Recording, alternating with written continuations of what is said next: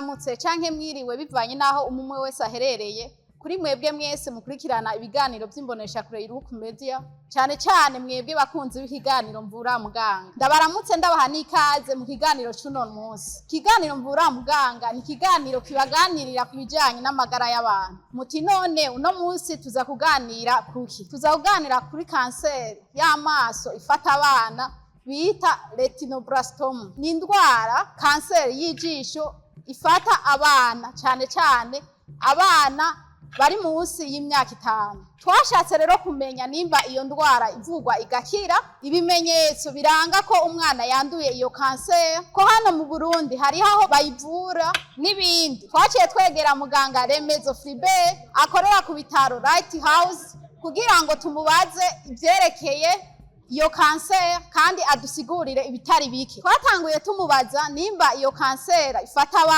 abana bayivukana canke bayandura baravutse. Nibihe bimenyetso bigaragaza ko umwana yanduye iyo kanseri. Mu gihe umwana yavutse afise iyo kanseri mu jisho rimwe, mbega ijisho rimwe rirashobora kwanduza irindi? Kuri ivyo bibazo muganga Remezo Philibert aratwishura agira ati: hariho imigwi ibiri y'iyo ndwara. Hariho indwara ikunda gufata abana, iyo ndwara ifasha abana ibafata iri mu migwi ibiri. Hariho ababa babikuye mu muryango y'indwara y'akaranda, kuvuga ko abavyeyi babo canke inshuti zegereye zishobora kuba zaragwaye iyo ndwara.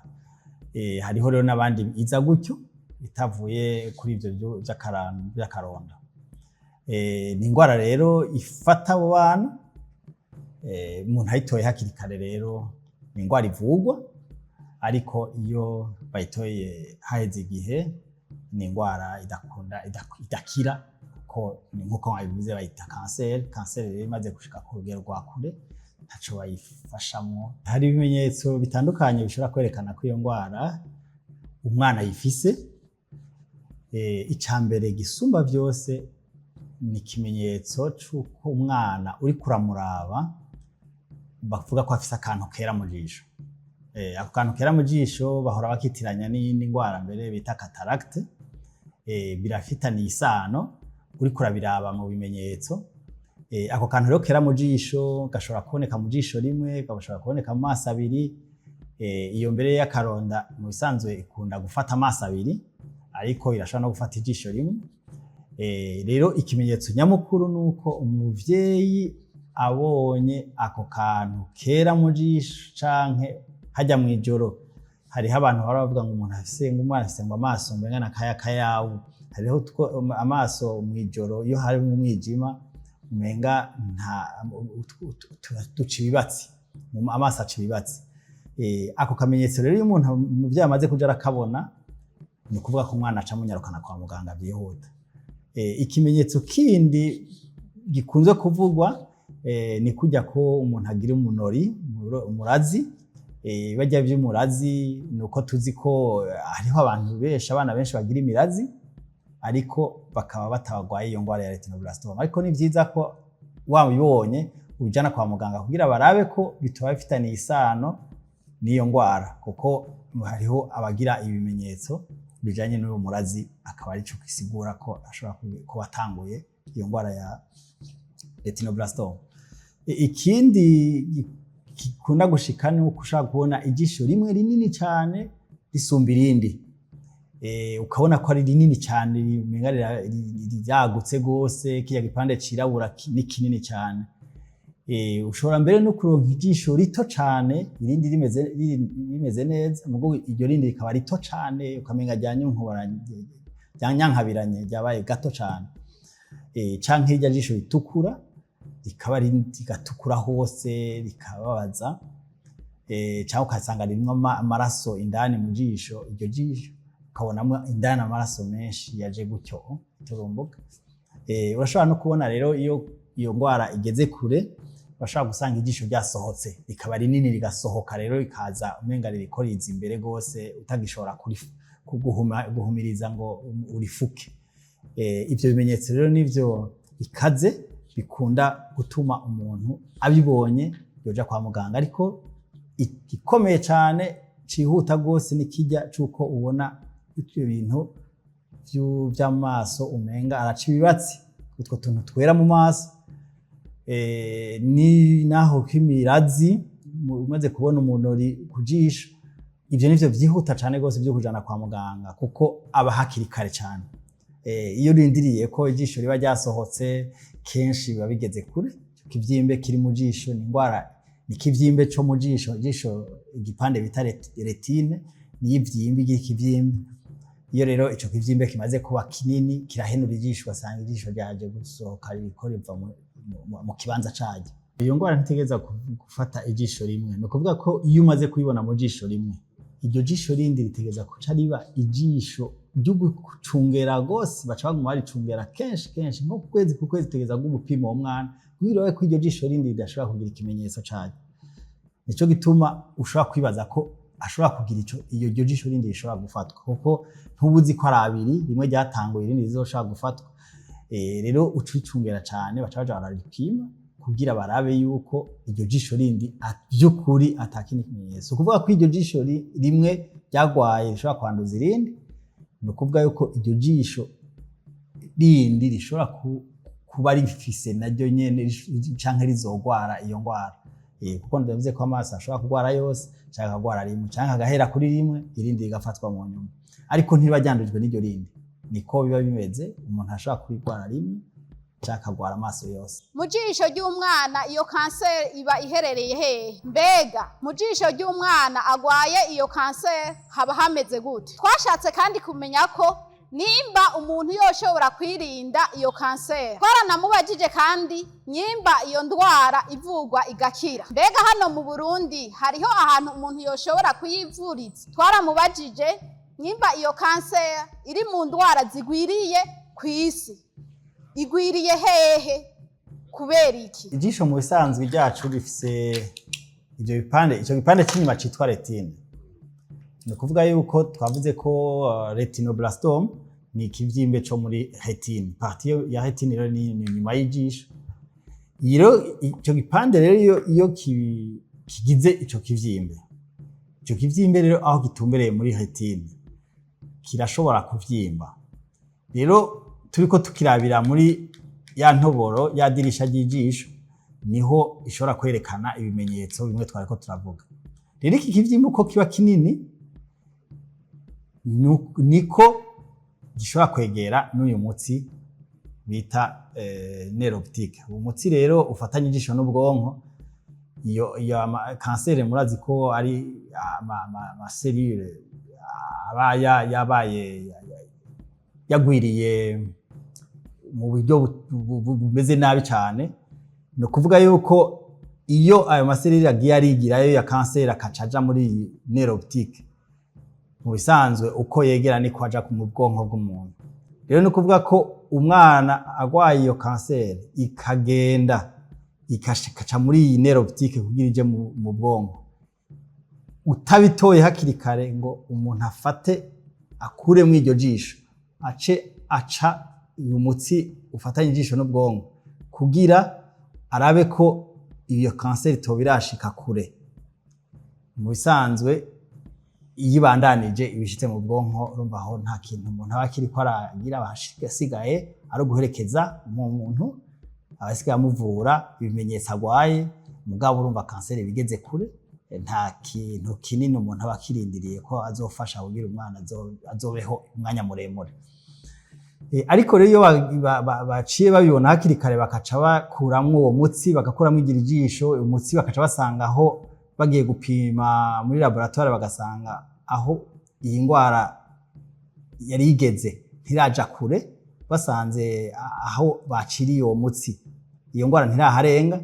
Mu bisanzwe umwana baca bamuvura neza kandi aba yakize, aba yabuze ijisho gusa, bamushiramo agaproteze mu jisho, bakamushiramo akantu ko kwerekana ko iryo jisho rindi ribaho naho rirakora. Ariko uwo mwana arabaho neza ubuzima bwiwe bwose, arashobora kubaho agakora ibikorwa byose kandi akabaho nta nkurikizi y'iyo kanseri. Gusa iyo bapimye barikuyeyo bagasanga uwo mutsi warafashwe aho baciriye basanze amaserire arahari, baca bamenya ko yari yamaze kurenga yagiye mu bwonko. Rero nuko ico umuntu atinya nuko iyo seri abambe ico kivyimbe kiba kiri ngaha muri retine gishobora kuja hariho hose, ashobora kuba ikivyimbe kimwe bibiri canke bitatu canke kimwe kaguka kaba kinini, yuko gishobora kurungika amaserire yaco mu bwonko. Iyo atashoboye kurungika mu bwonko bakakuramwo ijisho abara amahoro. Hanyuma ikindi nuko iyo ayo maserire yabe ico kivyimbe kibonetse kikiri gito, hari uburyo bwinshi bwo bakoresha, barashaka gukoresha ibintu bitarazera bagaturira ico kivyimba aho kiri, hama bagituriye kigahera umwana bakize. Baguma bamukurikirana gusa bacungera ko caheze by'ukuri neza, mugabo bagituriye neza hari hakiri kare kirahera neza kandi umwana agakira akabaho neza, iyo kanseri ntabayifise ko iba yaheze. Donc rero iyo babitangiriye hakiri kare barashiramo imiti by'amashimiyoterapi by'imiti nyene batanga, bagatanga ry'imiti bamutera, bakagira iyo vy'amarazere, iyo bariko bakingira ko iyo ngwara itaragenda mu mutwe. Donc urumva umuntu arashobora kubura ntabone ariko afise ijisho kandi atangorana, arashobora kutabona bashaka kumukuramwo ijisho ubuzima bwiwe bukabandanya atangorana, ariko bashobora no gusanga yagiye kure bamukuramwo ijisho ugasanga umuntu ntazobaho ntaco bagikiza. Kugeza uno munsi nta muntu yovuga ko hari ikintu umuntu yogira kugira iyo ngwara ntayigware, gusa kugira ntihagire icyo umugira ni koko ari kuyimenya hakiri kare. Igihe cyose ubonye ibimenyetso byihuta ivyo byose umuntu twavuze ko umuntu yogena kumupimisha kugira amupime neza babone ko vy'ukuri atayafise nuko ayifise. Ariko kuvuga ko hari ikintu umuntu yofungura, ko twavuze ko umwana ashobora kuyigwara akivuka mu mezi ya mbere, iyo mbere y'akaronda niyo ikunda kuza imbere y'imyaka 2 imyaka 3, niyo iza kare cyane, ikunda gufata amaso yose. Iyo rero nta muntu ayibuza kuko iyo akaronda nyene biva mu muryango. Niyo yindi nyene nta kintu kiraboneka bavuga yuko umuntu atofata yatowe umuvyeyi yonga ibi yonywa ibi yomererwa gute kugira ntazoronka umwana agwaye iyo ngwara. Nta kintu kiraboneka covuga ko umuntu yovuga ko yokwirinda kugira iyo ngwara ntize, mugabo ko yaje yoshobora kuyivuza hakiri kare kandi igakira. Ivyo nivyo umuntu yogwanira cyane. Iyo ngwara iravurwa igakira neza iyo ibonywe hakiri kare. No kuvuga ko muri ayo mezi ya mbere utomboye bakayipima hakiri kare, bakayibona hakiri kare, bakayivura hakiri kare. Uko ivyo byose birasaba ko umuvyeyi arashaka kugenda kwivuza, ashaka kuvyikeka akagenda kwivuriro, wagiye kuraba ugasanga ntanamenye n'ivyo amubwiye kuko aramubwiye ati je ivyo bivuze nta n'ivyo mbona, je mbona umenga n'umwana ni sawa, akaca yisubirira muhira akavuga ati ko bambwiye ko ari sawa ni sawa. Umuvyeyi akasubira kuzogaruka asuye kubona ikindi kimenyetso gikaze, agasubira agasanga umuntu aramubwiye ati basi reka twara akagatura ashiramwo, ntabe yamenye nawe nyene ivyo ari vyo, kuko hariho n'abakora kwa muganga badashobora kuba bafise ivyo bimenyetso mu mutwe ngo bamenye ko iyo ngwara ari ingwara igoye cyane, ariyo kwihutira cyane. Umuvyeyi rero akaja kuza kuyivuza vyatevye cyane, ingwara yageze kure aho badashaka kumuvura. Ikindi washaka nuko ashobora kumubwira ati ego nivyo iyi ngwara bashaka kuyivura, akamubwira ati uzogenda ahantu hana, ukaca usanga aho hantu amurungitse nta n'uburyo agira bwo kujayo, akaca biheba. Rero urumva hariho kuyipimisha hakiri kare, hariho kuvugwa hakiri kare. Urumva ko ivyo byose utabishoboye ibintu ntibigenda neza. Rero ivyo numva ko ari urugamba rwa benshi kugira ibintu bigende neza. Iyi ngwara twavuze ko ari nka kanseri. Twavuga rero ko ingwara ngaha mu Burundi hariho aho bayivura. Turafise ikigo bashaka ikibuye, hariho ya projet bagira bakurikirana iyo ngwara, bagenda bafise abana benshi bariko barakurikiranwa kuva haheze imyaka, barabavura. Ivyo vy'amarazere barabigira, ivyo vy'imiti batera barabigira, naho kuri semuseka bashobora gukurikirana ivyo vy'iyo ngwara. No kuvuga abakoye irya miti ya kanseri, haba hakenewe rero n'ivyo byo kubaga, haba hakenewe n'ivyo vy'amarazere. Mu Burundi rero biriho arashobora kubivura, nuko nyene bitarakwizwa henshi hamwe wovuga ko umuntu wese yokwidoraguza. Nico nari mpejeje kuvuga nti umuvyeyi arashaka kumubwira ati wewe iyo ngwara yawe urakwiye kugenda kwa muganga, ukumva ukaca usanga amurungitse ahantu uwo muvyeyi adashobora kuja, akaca bireka akazoja kugenda umwana yaramerewe nabi ata kintu kinini bikizana. Nico gituma benshi baza kwivuza bameze nabi ingwara igeze kure cyane. N'ahandi aha mu Burundi barayivura. Hariho icigwa kiko kirakorwa kw'isi kuva 2017 kuva 2017, icigwa kw'isi yose ndi mu bariko barakigira. Twarasohoye ibintu vya mbere mu 2017, twarasohoye ibiharuro vya mbere. Mu 2020 turasohora ibindi bigira kabiri. Muri 2024 twarasohoye ibindi. Ubu tuzoisozera mu 2027. Ni ikigwa kiko kigwa kw'isi yose, kiriko gipilotwa kirimo, hariho ikintu bita Société Internationale d'Oncologie Oculaire. Urumva ni ibintu vya kanseri y'ijisho. Ni société, ni ikintu cyo kw'isi yose kiriko gikurikirana ivyo bintu vya kanseri y'ijisho. Retinoblastome rero ni ingwara ikaze cyane, niyo nini cyane gose mu biharuro vy'abana. Mu bisanzwe mu ngwara z'abana so mu maso, kanseri ni ya mbere, niyo kanseri ya mbere mu bana. Ibiharuro nitwo bivuga ngo bihehe kw'isi uri kuragereranya ikiharuro niki, kuko no mu Burundi dusaba ibiharuro vyinshi, aho dutanga ivyo biharuro tukuye muri amasantre abikora. Ibiharuro biraboneka neza ko abarundi dufise abantu benshi bagwaye iyo ngwara ya kanseri. Iyo ngwara igwiriye cyane muri Afrika. Mu bisanzwe muri Afrika igituma mu Iburaya bashobora no kugifata ko ari gito, no kubera abantu bari sensibilize cyane. Hariho ibyo bashiramo bagasanga babipanze hakiri kare, bo bavugwa n'ingoga cyane gose abanyaburaya. Ino twe tuvura abantu basa nuko dukuramo amajisho, tusanga abana batozobaho. Ariko Iburaya bo benshi bakoresha ivyo biharuro, bambe baronka abantu bakiri bashasha kuko bari sensibilize, barababwira, barabigisha, barigisha mu miryango, barababwira ingene ibintu bimeze. Kwa muganga bashitse bagiyeyo babwira ati muzoje muraza dupime turabe ko abo bana batabifise canke batabifise. Mbega hokorwa iki kugira ngo abantu bamenyeshwe bongere bigishwe iyo ndwara? Vyokorwa n'abandi. Ikindi twamubajije abantu babitura hano ku bitaro Lighthouse uko bangana. Kuri ivyo bibazo vyose muganga Dr Remezo Fribert atwishura agira ati ikintu ca mbere cyari gikenewe gose ni ikintu cerekeye kwigisha abantu, kugira abantu bamenye iyo ndwara. Abavyeyi, abantu bajya bita amaje de santé communautaire, abaganga benshi bakamenya iyo ngwara, bakamenya yuko iteye ubwoba kandi kira, imenyekanye hakiri kare. Ico kintu ni cambere gikomeye cyane, cuko hoba ico kintu c'inyigisho, cuko iyo ngwara yomenyekana, inyigisho zikavugwa kugira abantu bumve ko ari ikintu gikomeye cyane, ko hamwe bashoboye kubifata hakiri kare byoheza bigafasha abana bacu bamererwe nabi. Izo nyigisho zotangwa nande? Cyane zotangwa n'ubushikiranganje bw'amagara y'abantu, kuko abandi ntibaba babifitiyemo ubwo buhamya.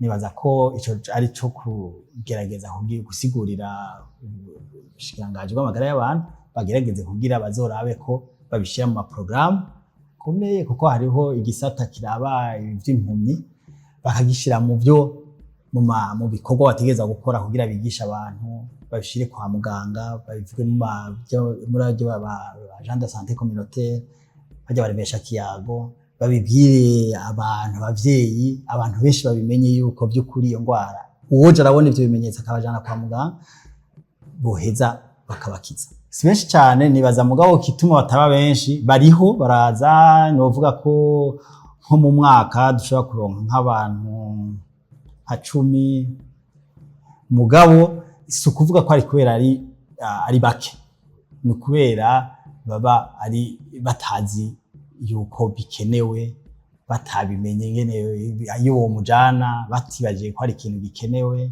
Nibaza ko arico gituma kinini cyane. Hariho nabo mushobora kubibona mukamubwira turaba tugira gutya mugabo umubwiye programme y'ingene vyogenda kaca atinya kaca kwepa kaca amara igihe adasubira kuza kuraba. Hariho ni ingwara irateye ubwoba bumva ivyo ingwara ya kanseri. Hariho nk'umuntu mubwiye uti iyo ngwara yashobora kuba ari ingwara imeze nabi kize gute kesha cabanza kuja kurondera abandi bantu abaza aba tuya muntu yaranteye ubwoba yambwiye ko umwana wanje ashaka kuhagwaye kanseri kandi ico rero kiratera. Hari igihe umuvyeyi aca kwepa akarondera ahandi hantu aja kubaza. Hari igihe abaza umuntu rero nawe yataca bimenyereye ko kaca mubwira ati urihoreye nta ngorane ivyo nta mwana ngana gutyo ataragera kugwara.